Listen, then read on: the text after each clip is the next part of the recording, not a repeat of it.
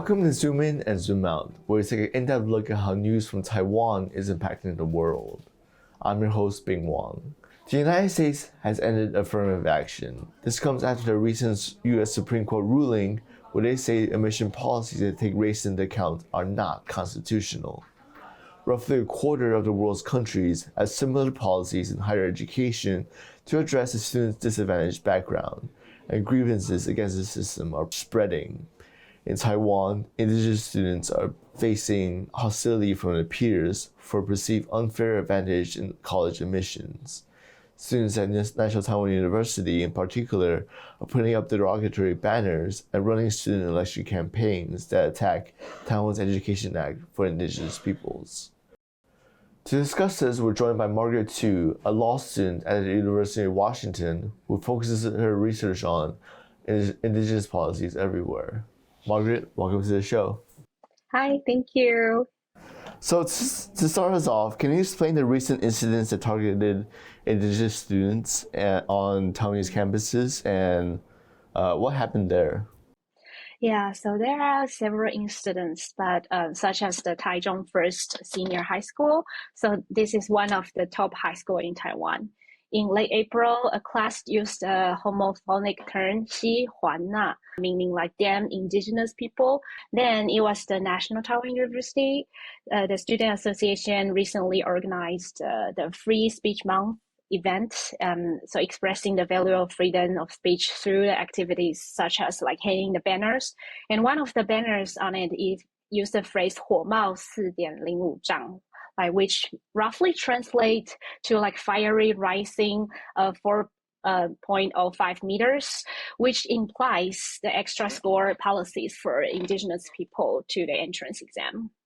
How did the other students respond to this?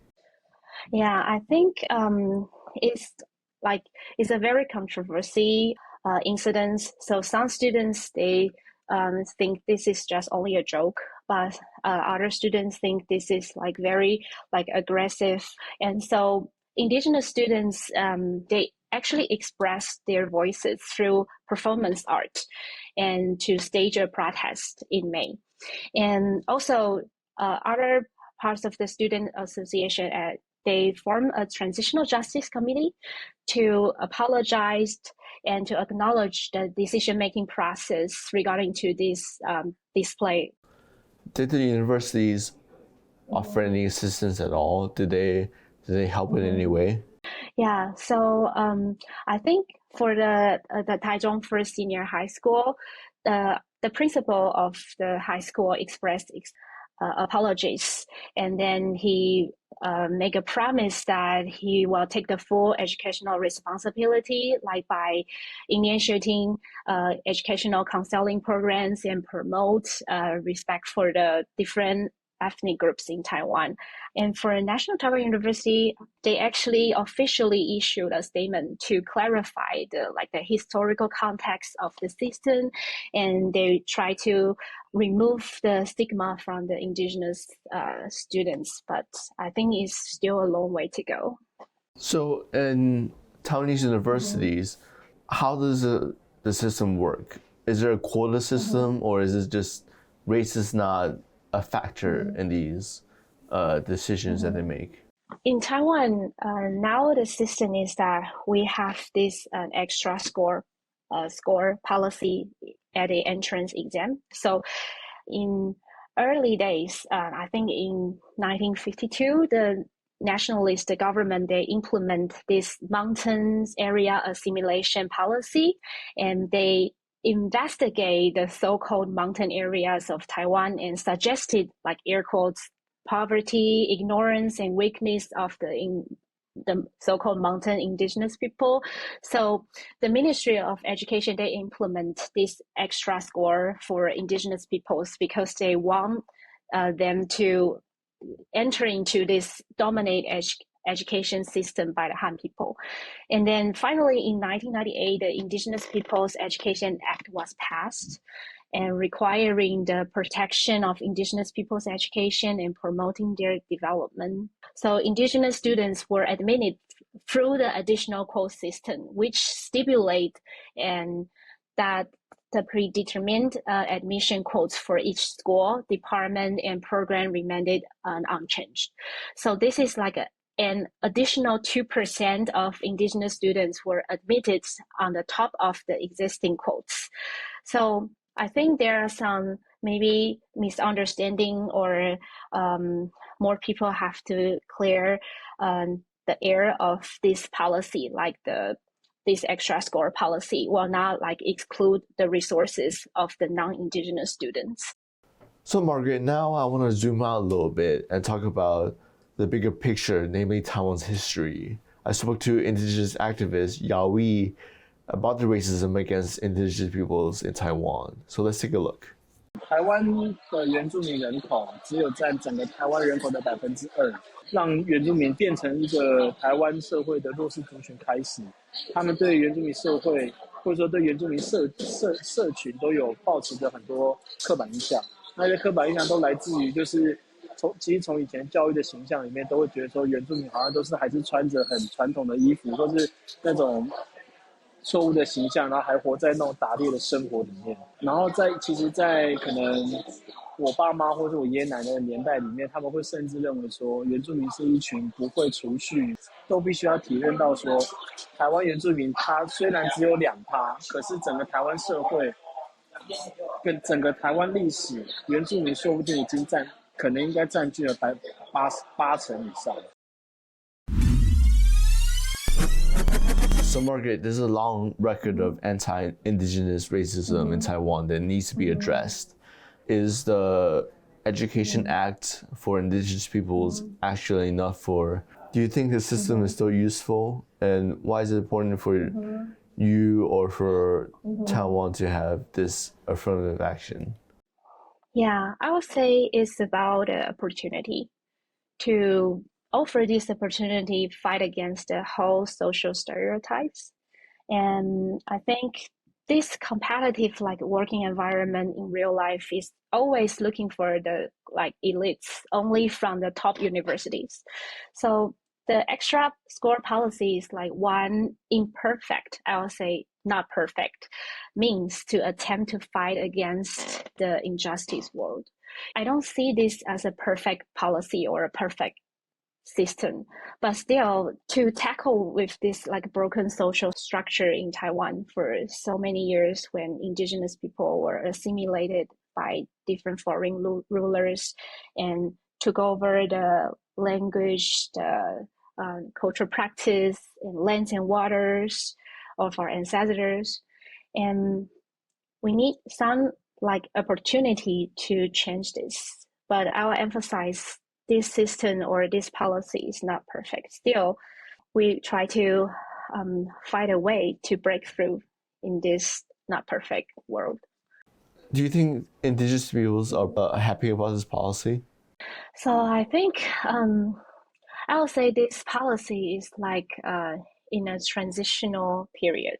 So it will not be a permanent policy forever, because the composition of different ethnic groups or the different social or economic condition for the indigenous communities will change by time.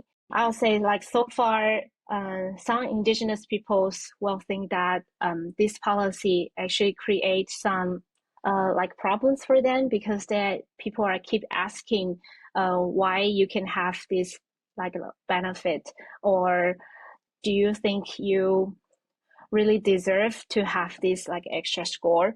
So it will really sometimes cause some maybe internal tension within the indigenous communities, because there are indigenous peoples maybe from the urban area and some indigenous people not from the urban area, and they will think that the indigenous students already born and raised in the urban area already have so many resources. So this is really a very like controversial policy even within the indigenous communities.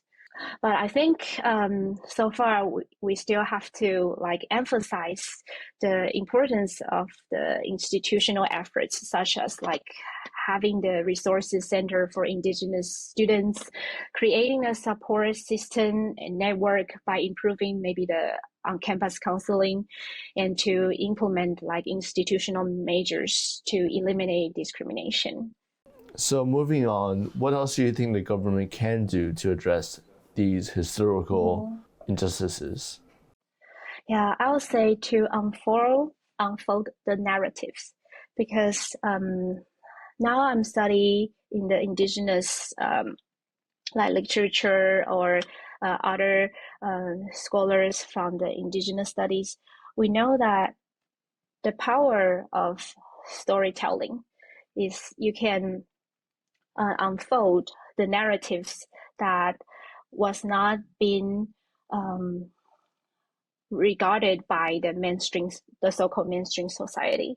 So I think what a government can do or what an authority can do is like creating this safer environment, or any policy or mechanism to invite and encourage more people from diversity backgrounds to have them voice up, to have them show or share their life stories, so more people can understand different perspectives and to see things from different and various angles. And how do college students, especially non-Indigenous peoples, help create change? How do they use their voice to help create change? I think is to interact and engage in the topics related to social justice or indigenous issues, and also to listen with your two ears and your heart, because I think by listening deeply and then ask and talk is the key to open new dialogue and conversations about the social changes we want to try to talk about. Yeah, so like for students from indigenous background and the non-indigenous background, maybe the Han ethnic groups, we sometimes call it like the mixed background indigenous students. And I think there is some like controversial statement for the mixed background indigenous student. They think they just take this because they want the extra score, but they don't really want to be the so-called indigenous people. Yeah, but I think sometimes this is maybe a key or the so-called incentive for those students who are not really know their identity to take the first step to invite them to know their cultural roots more. But it still depends on each individuals. I myself is also a mixed indigenous person. My father is a Banzak Amis people and my mother is a Han people. Yeah, but for me, I think we all have like different positionality, and we all started to know ourselves from different standpoints. So for the mixed background indigenous students, if you are maybe watching this, I just want to invite you, if you are still figuring out like who am I, like who you are, this would be a good chance for you to know more about the indigenous part in you. Thank you, Margaret, for this conversation. This has been Zoom In and Zoom Out, where you can find more stories from TaiwanPlus on Facebook and on Twitter. I'm Bing Wong, and I'll see you next time.